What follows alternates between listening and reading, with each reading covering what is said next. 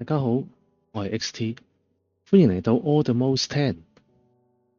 今日咧，我同大家介紹呢個 Modes 咧，就好多外國嘅玩家咧都會有玩嘅。咁點解咧？All the Modes 喺官網，顧名思義，佢就想話係所有模組都有嘅。咁但係當然啦，官網都話啦，係咪真係所有模組都有咧？並唔係。不過咧，佢會為大家咧盡量加入一啲穩定嘅模組入去。咁啊，經歷過咁多代啦，由 All the Modes 由1去到而家第10代，咁佢轉用咗一個新嘅平台，咁咧應該係穩定咗嘅。咁而入邊咧 All the Modes 有好多唔同嘅模組啦。咁我哋可以睇一睇佢嘅 Quest Line 先。佢咧透過呢個任務列咧，逐步嘅介紹佢入邊唔同嘅模組，同埋指引大家點玩嘅。而佢最終目的咧，就要大家儲齊呢一個 ATM Star。咁呢粒好大粒嘅星，呢個係終極嘅目標嚟嘅。咁點樣先儲到咧？你見到周圍有好多唔同嘅任務要做，例如一啲好變態嘅，就係要大家揾一揾先啦。例如呢一個要個 dirt， 要個泥嘅話50幾萬粒。咁我哋點樣做咧？一開頭咁梗係做唔到啦。咁啊，透過唔同呢一啲嘅任務，慢慢你就會去做得到噶啦。咁而呢一個 All the Modes 咧，最主要或者我哋簡稱嘅 ATM 啦。ATM 咧最主要咧，佢有幾部分嘅。第一就係你嘅工具，其次就係呢個 storage。嘅儲存嘅話，首先我哋會睇到我哋有好簡單嘅 drawers 啦，跟住有 barrel 啦，亦都係有自己嘅背包。跟住咧，一個咁大型嘅儲存空間，唔可以就咁靠啲箱去儲存嘅。要一個大型系統 Apache，咁靠 AE 呢一個嘅儲存系統咧，我哋可以做到好多嘢。咁之後咧，我哋都會一定會用到噶啦。咁啊，佔地都比較大，咁啊規模都好大嘅。咁除咗 AE 之外咧，咁我哋亦都有好大量嘅模組咧，就會講關於點樣攞資源。咁包括呢一啲啦，有簡單嘅整食物啦、植物啦，跟住呢啲靠種子得返嚟嘅資源。咁而我哋咧應該都會好大量去做呢一個模組噶啦。咁其次咧，仲有一個 Productive Bees， 靠呢一個蜜蜂嘅模組，又係得到好多唔同嘅資源嘅。咁跟住咧就靠一啲 technology 嘅嘢啦。而一般咧就會用到好幾樣嘅 Just Die Things 入邊一個好強勁嘅模組，我嚟做一個輔助，靠呢啲唔同嘅武器啊、防具啊。防具啊，咁咧佢入邊可以加插一啲唔同嘅 plugins 落去，有唔同嘅功能嘅，再配合埋附魔嘅話咧，就係一個非常好用嘅工具。跟住我哋會有 mechanism 呢個一系列嘅機械設施，最早期嘅都要靠佢嚟幫手揾資源，跟住亦都後期咧都會用到佢好多嘅呢啲管。唔同嘅線，我嚟通電啊，傳物資啊，或者液態嘅、固態嘅，佢都有。咁呢個都係非常好用嘅模組嚟嘅。咁跟住咧，我哋亦都會用到呢個 power。咁所有機械咧都靠電。咁而電嘅話咧，最好用嘅咧，應該都係呢一個噶啦，因為簡單易整，而佢可以輸出嘅電量咧，亦都比較多。咁一般到後期嘅話咧，我哋都會整呢一個 reactors。去整幾組嘅 reactors 咧，就應該足夠咗我哋成個模組要用嘅電㗎啦。咁跟住仲有一個咧，就要靠呢一個，去到最尾嘅 ATM star 咧，要靠佢嚟到整嘅，要整呢一嚿嘢，跟住先可以合成到 ATM star。咁呢個亦都係好後期㗎啦。咁跟住咧，我哋仲有一個魔法嘅模組。魔法模組咧，有幾樣嘢咧都係會幾好用嘅。首先前期我哋會用到呢一個模組啦。有鐵嘅話咧，就可以整到一本魔法書。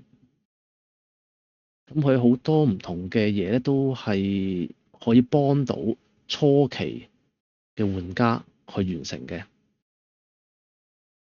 咁其次咧，仲有一個 Evil Craft。Evil Craft 最主要靠血，只要有打怪物就可以攞到啲血，由血去繼續維持。而其中有幾樣嘢咧，大家都會經常用到嘅。第一就係呢個箱，呢個我嚟幫你修復啲工具嘅。另一個靠佢嚟升級佢本身呢個模組嘅嘢，就係靠佢。鯊魚，我哋繼續。跟住另一個咧就係呢個 Pickaxe。呢個 Pickaxe 咧，我哋睇一睇啊！而家呢度有冇顯示都有啦。佢本身咧自帶係有幸運5嘅。咁喺初期嚟講咧，啲資源咁缺嘅情況下，幸運5係非常之好用。咁而且呢一嚿咧，亦都唔難整。我哋繼續落去咧，就會用到呢個 Iron Spell。呢個魔法模組咧，靠魔法書啦、裝備啦，同一大堆嘅魔法嚟維持嘅。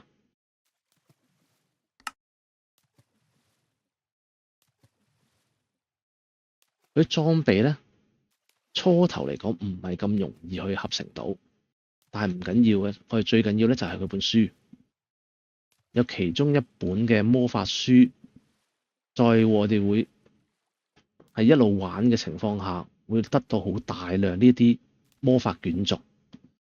而唔同嘅魔法卷軸嘅話咧，有唔同嘅效果，係一個非常好用嘅。跟住亦都會靠呢一個啦，神秘學。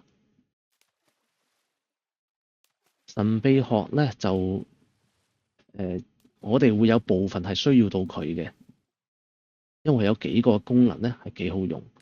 咁我哋會慢慢做落去噶啦。咁我而家最先咧就根據佢個指示，我哋可以完成咗呢部分先。咁呢啲咧好簡單嘅 tips and tricks 咧，基本上係可以幫到大家喺前期。跟住呢一個 beginning， 由一開始做返生存要有嘅嘢，就係首先伐木先啦，有木材 crafting table， 咁跟住做呢一個crafting 嘅 stick， 之後順住落去由鐵啊、銅啊，跟住一直去到3大巨頭。咁首先嚟講咧，我哋最主要就係一啲資源，而最基本嘅資源咧，我哋首先要揾到銅，有18粒銅基本上就夠噶啦。點解咧？因為要做呢一個錘，呢個 hammer 咧可以將你掘到嘅礦變成2倍，咁又係前期好大作用嘅。咁其次我哋就要揾鐵、揾鑽石、紅石。另一個咧就係俾 Mechanicism 用嘅 Osium。鵝礦嚟講咧，早期唔係咁容易揾到，因為都要一直向下掘，掘到大概係30層度，佢至會多。咁我哋事不宜遲啦，你見到好快就已經天黑啦。而家夜晚7點鐘。我哋右上角嗰度可以睇到，咁而家首先咧，我哋要揾咗一個地方定居先。其實呢一邊咧有沙，沙係我哋好大量要嘅嘢，因為我哋要做好多嘅玻璃，跟住有樹林，我哋要木。呢邊有少量嘅熔岩，我哋都需要嘅。咁當然啦，我哋掘落去嘅話，喺地底都有熔岩，亦都係好需要嘅嘢。咁啱呢個出生地咧，對我哋嚟講唔係咁理想，因為一大堆都係玄武岩。玄武岩對我嚟講咧冇乜作用。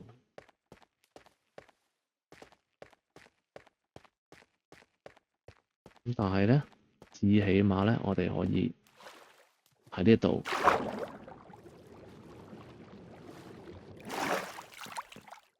見到一堆嘅寶箱。呢堆寶箱咧，又係對我哋前期咧會有作用嘅。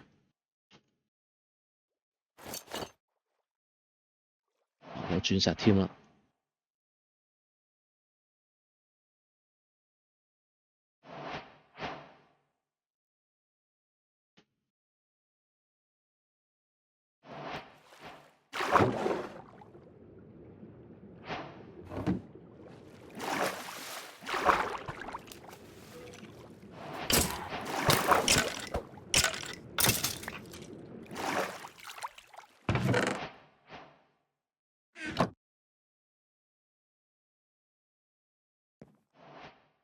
我睇一睇下先啦。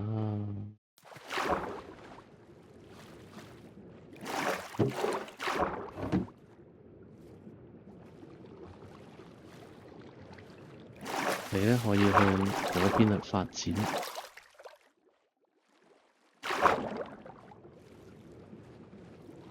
呢度有隻船，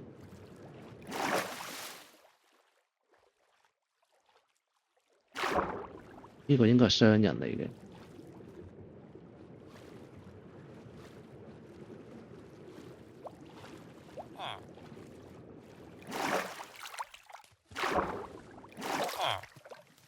路上呢，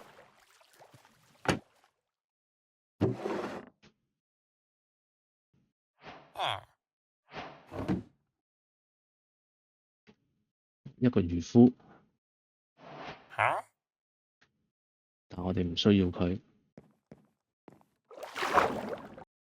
其實喺咁多水嘅地方發展都有利有弊，冇水又唔得，太多水挖礦唔方便又麻煩。我哋可以游返上岸，但係好似都好危險下。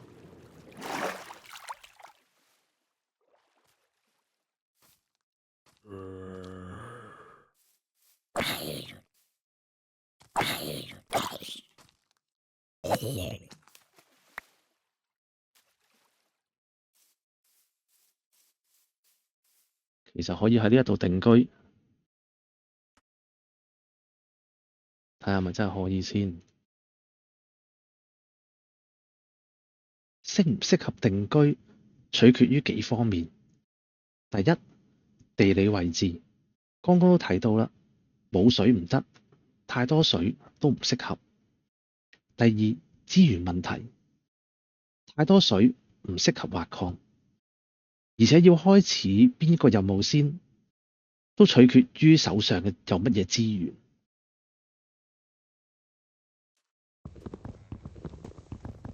ATM10嚟講咧，就有呢個咁嘅功能，我哋可以簡化所有嘅採礦嘅工序。遇刺個鍵咧就係撳住鍵盤左上角有個蛇仔，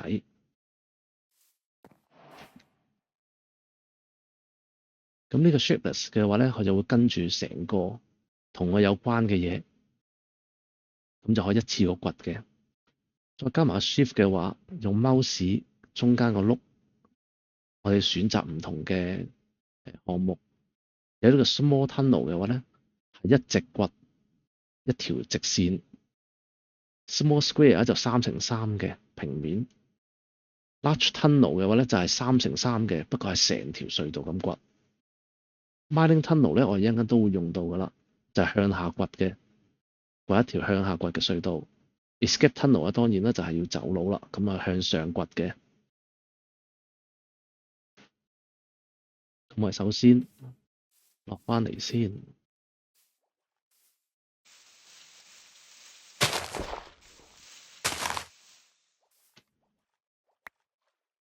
我哋做翻基本嘅嘢，整翻個 crafting table。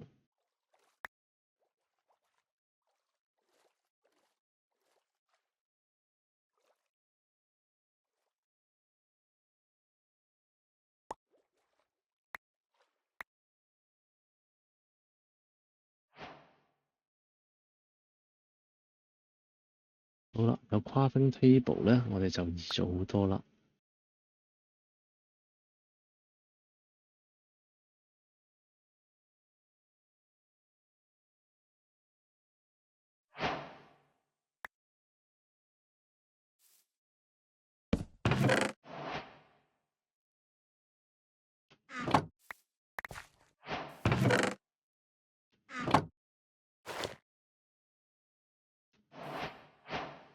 跟住咧，我哋就可以由呢一度向下掘。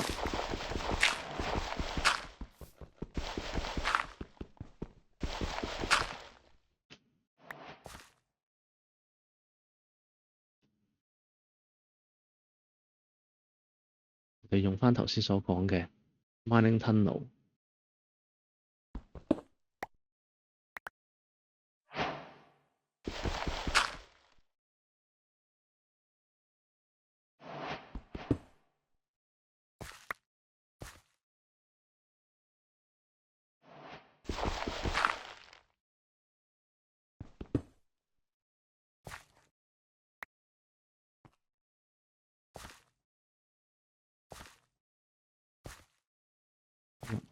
太黑嘅關係，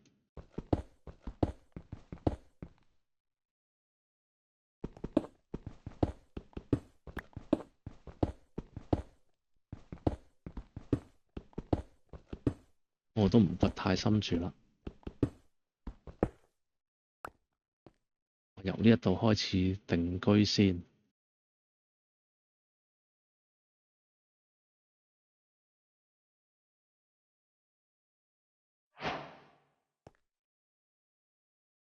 呢一度咧就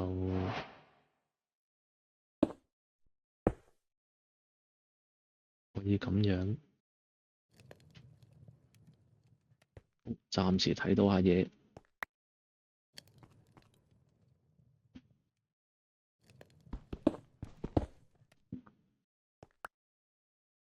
咁啊，再用翻頭先所講嘅，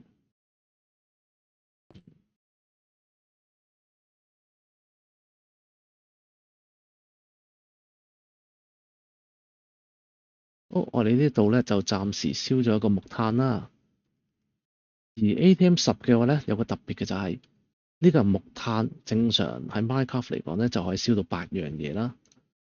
咁但係我哋將個木炭可以將佢拆細做 tiny 嘅，一個小木炭嘅話咧，每一粒就燒一嚿嘢，咁我哋就唔需要去就住佢每一粒炭要燒8嚿，用唔晒咧就好嘥咁樣。因為前期咁缺資源嘅情況下嘅話咧，我哋真係都要好慳啲資源嚟用。咁但係如果我哋咁樣用咧，我哋可以好方便地唔需要下下睇住佢，咁由得佢繼續燒啦。咁我哋整咗火把先。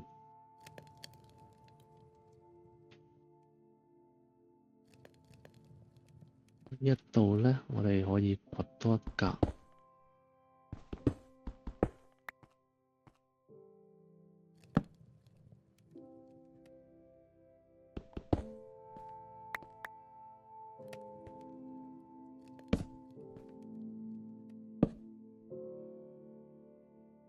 有銅都掘埋佢先。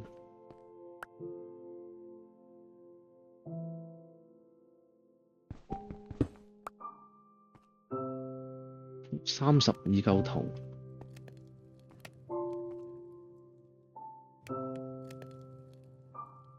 咁我其實話要18就夠啦。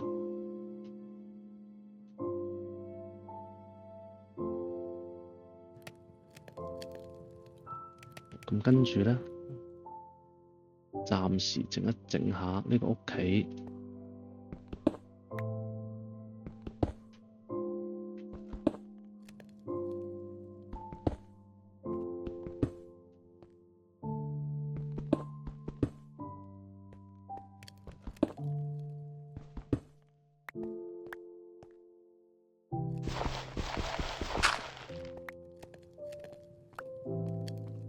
大概咁嘅大細夠用就算啦。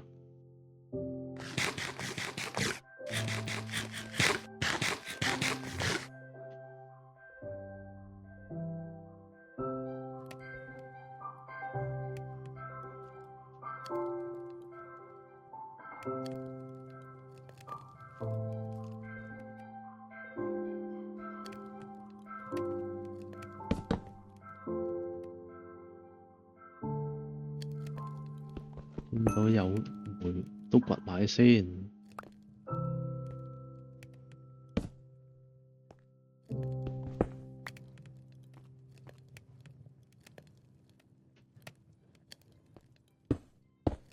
暫時嚟講醜樣少少，冇辦法啦。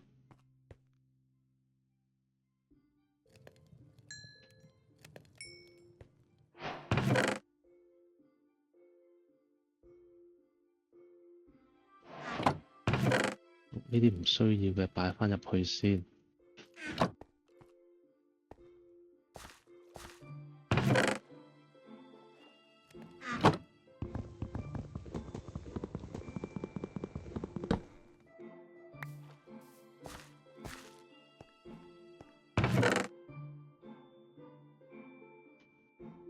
呢個有個模組模板，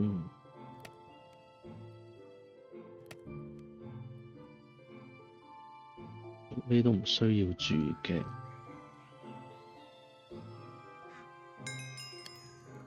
燒埋呢兩嚿。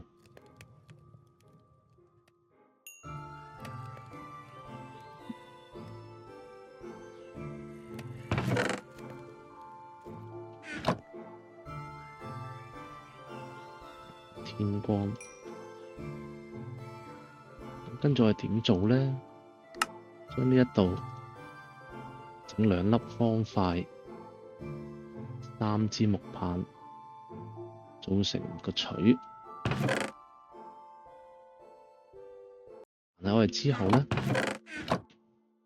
掘到嘅礦，我哋都會用個錘。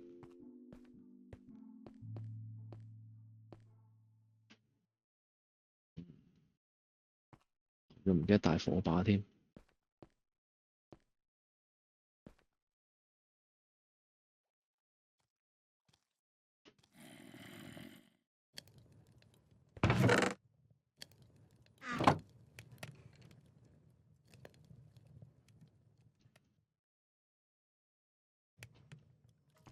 暫時要12支。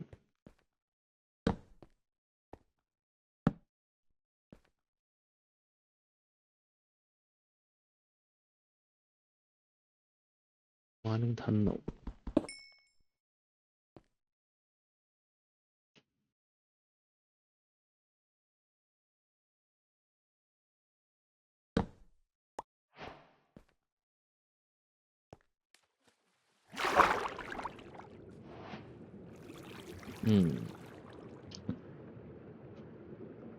又已經係嚟到水底啦，對我哋嚟講非常不利。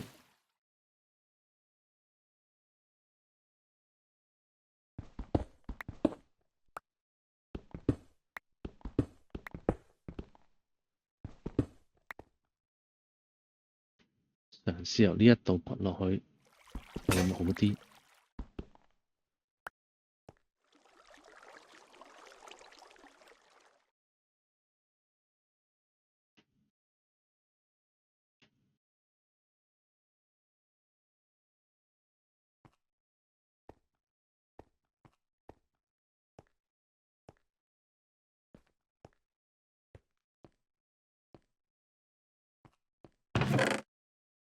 出嚟喺個水世界咧，都係有啲難度嘅。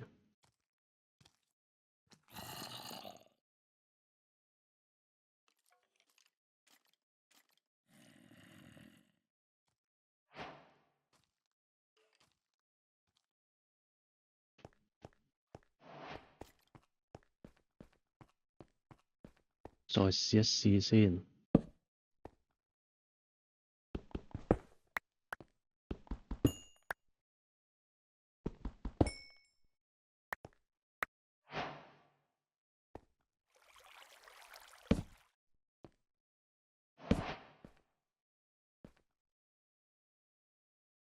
呢度有天，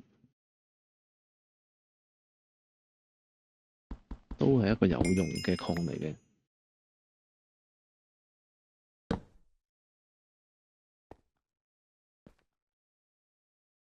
Minecraft 暫時未用到，唔需要。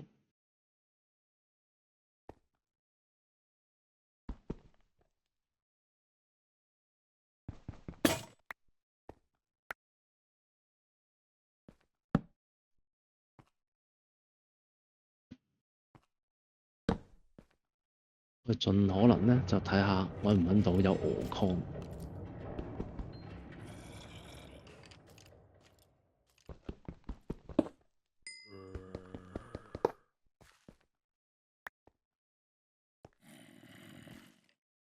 如果揾到有鵝礦咧，就非常之好啦。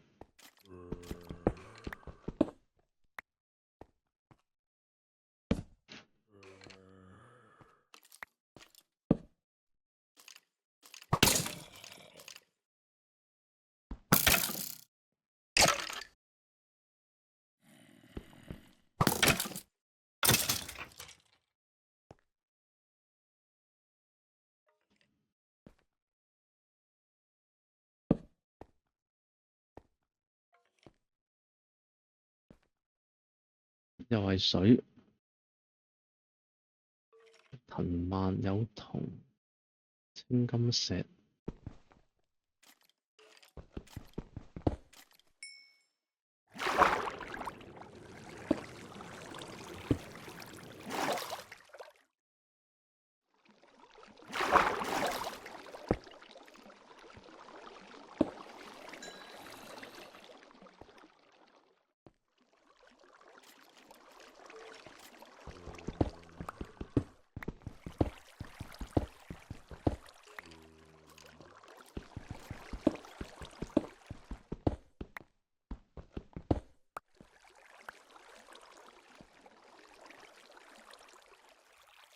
Minecraft 每次一起家咧，都係要探險㗎啦。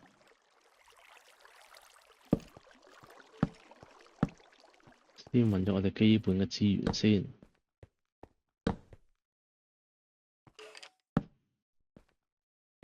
呢一個活水晶礦咧，我亦都係好大量需要嘅，而且係冇辦法靠自動化去掘，一定要人手掘。呢一個可以掘到咗先。咁呢一個咧 Dark Gem 係 EvilCraft 必定要有嘅嘢。咁而且咧都好需要一定數目嘅。咁而呢一個咧就係啱啱所講到，我哋揾資源嘅 Mystical Agriculture， 我哋簡稱 MA。MA 入邊咧亦都好大量需要到呢一個活化水晶嘅。咁但係咧，因為我而家得石稿，就掘佢唔到㗎啦。咁我哋首先咧要揾幾樣嘢啦，有幾樣資源咧可以幫到我哋嘅。第一就如果有鐵咁就最好啦。冇嘅話咧，我哋要揾另一種礦，就係鵝礦啦。咁可以點樣揾咧？我哋而家就試一試下，做唔做到先。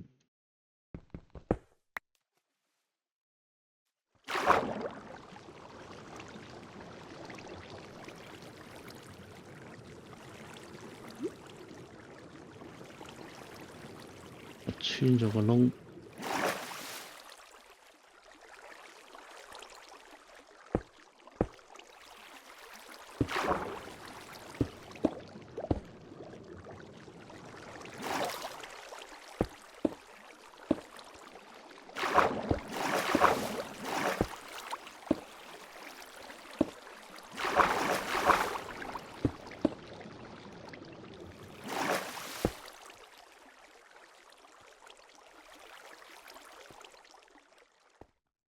呢邊唔得就由呢一邊啦。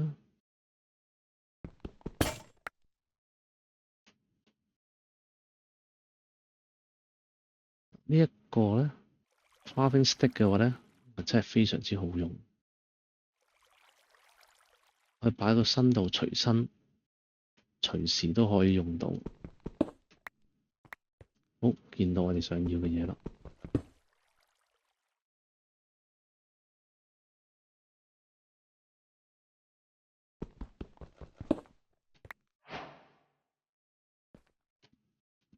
好，咁啊，而家你亦都介紹下先啦。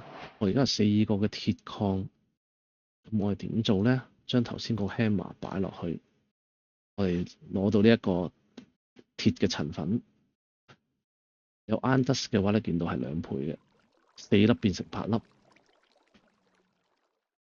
咁我哋如果咧再揾到更加多咧就好啦。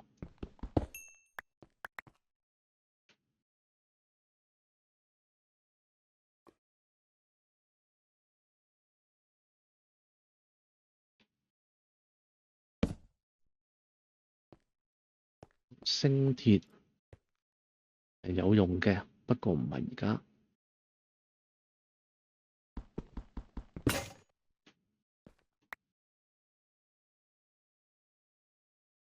好啦，咁我哋嚟講咧，而家可以，既然有鐵咧，就可以做翻個鐵鎬。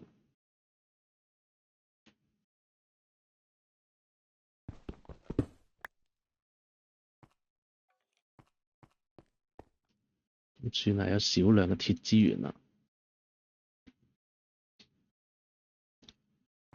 咁鐵咧，我哋後期又唔使太擔心嘅，因為咧，我哋跟住會做一樣嘢咧，就係 Easy Villager。Easy Villager 咧有一個叫做鐵魔杖農場，咁需要一個熔岩桶，跟住其他就係要玻璃、鐵。咁整咗呢個之後咧，我哋去捉個村民，好殘忍地去直接去入村捉2個村民，咁就已經夠我哋用噶啦。因為2個村民咧，我哋去做呢一個繁殖所。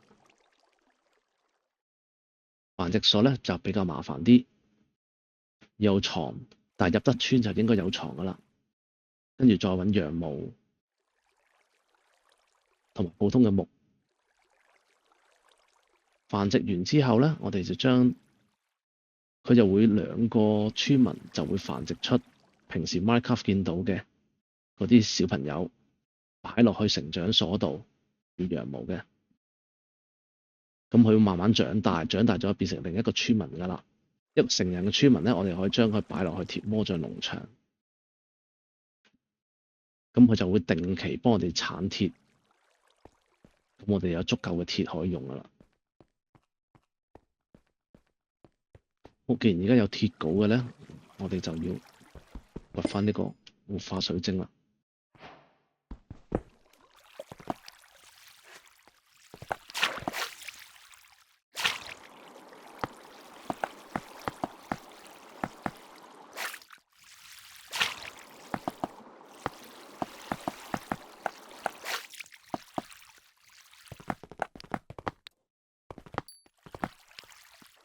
好，掘咗呢個活化水晶之後咧，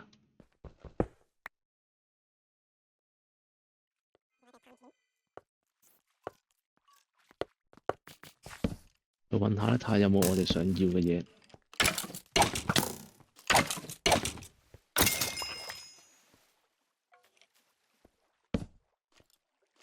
似乎唔係咁理想喎，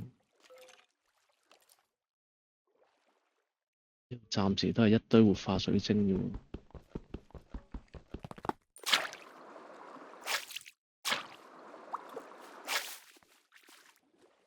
緊要，起碼有鐵先。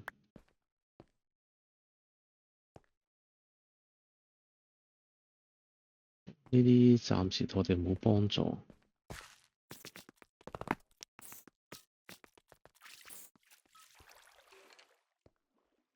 我哋都可以攞啲返去。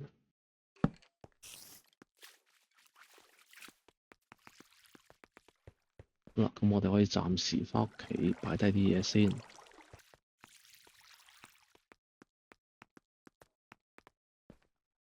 咁因為 Minecraft 開頭其實都係靠資源嘅，咁我哋咧就要盡快揾到啲資源，我哋至可以開始到。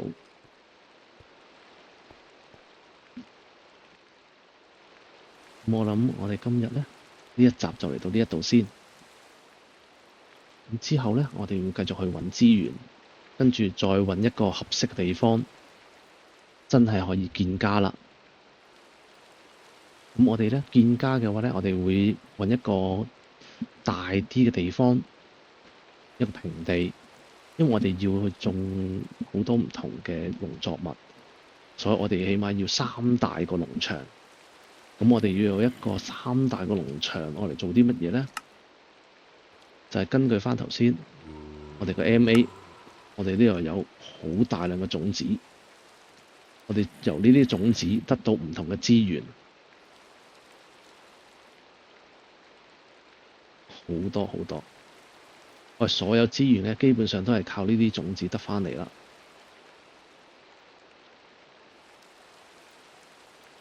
咁我哋跟住之後咧，就會入呢個活化水晶啦。跟住我哋去揾呢樣嘢，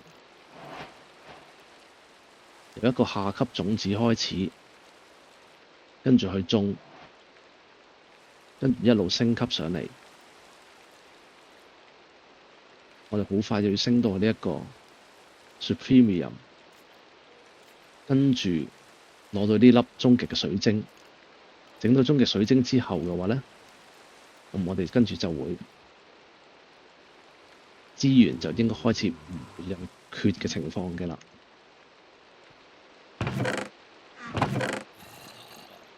好，我哋今日就嚟到呢度先，下一集再見，拜拜。